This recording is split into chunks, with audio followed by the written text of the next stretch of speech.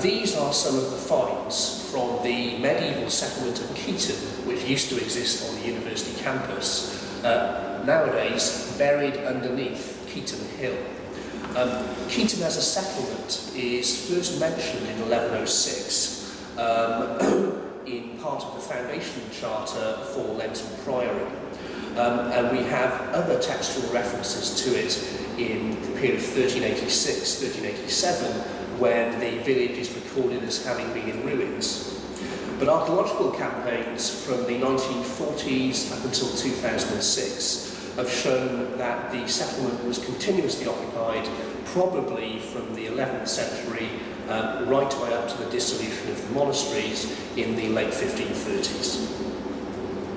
There have been various campaigns of excavation, most notably in the 1950s and 60s by Glenn Coppack, and then by Lloyd Lang, formerly of the Department of Archaeology in Nottingham in the late 90s and early 2000s, and then finally by Lloyd Lang and myself in 2006.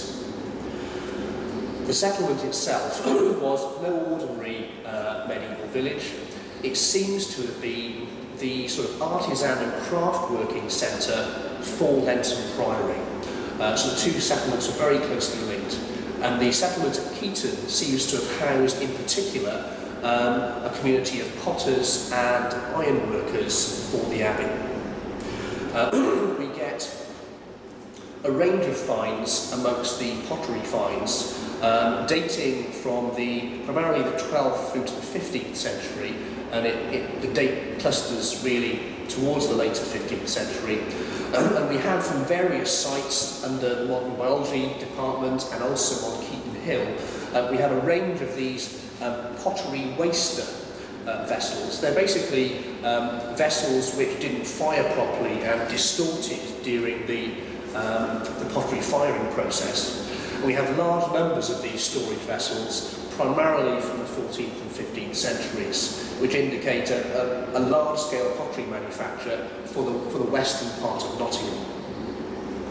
We also find abundant evidence of iron furnaces, largely for ironsmithing, and the archaeological evidence indicates that Keighton was producing a wide range of structural ironwork for Lenton Abbey.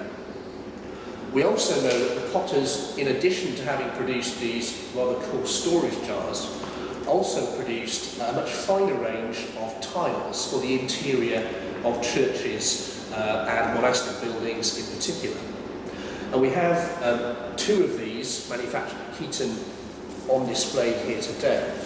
This is a 14th to 15th century tile found at Keighton, and this is a very fine example with an inscription on it, also made at Keighton.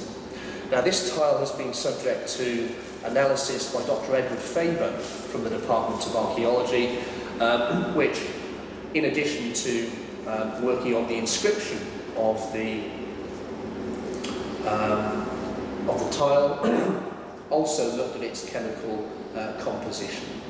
And the inscription actually reads, "The holy mind, honour freely, rendered to God, and the liberty to the country." So we're talking about religious sort of sentiment and also patriotic sentiment in the later 15th and 16th century.